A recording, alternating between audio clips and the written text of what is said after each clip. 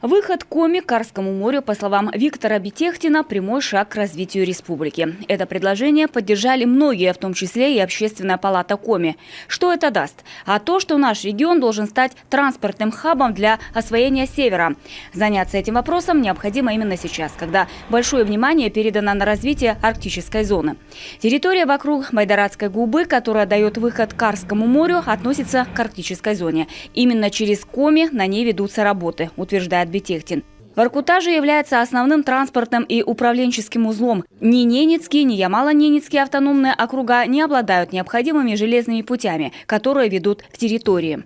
По направлению Байдарадской губе и вот Карским воротам, да, где у нас сплетение идет Баренцева и Карского моря.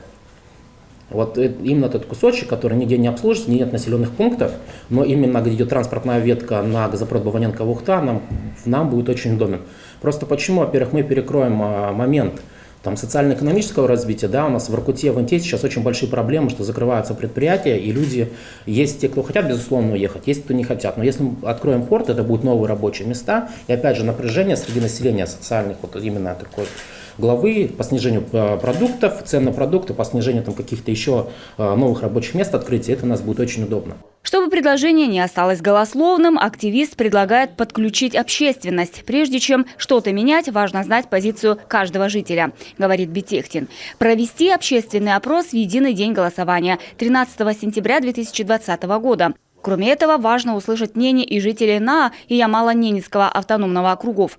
Этот вопрос актуален для всех тех регионов. Да, нужно решать проблему, когда это возможно. Значит, у нас возможно единственный день, когда день голосования, для всех это будет удобно, и каждый сможет высказать за или против.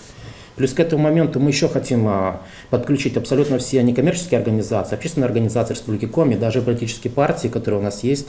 Многие думают, что мы с кем-то враги. Нет, на самом деле мы оппоненты, но если мы говорим о развитии республики, нам ни в коем случае нельзя пререкаться, нужно развивать все вместе. Мы делаем для того, чтобы республика у нас жила. Выход к Карскому морю будет выгоден для всех жителей арктической зоны. По мнению Бетехтина, решится вопрос создания инфраструктуры, и это поможет значительно улучшить жизнь северян.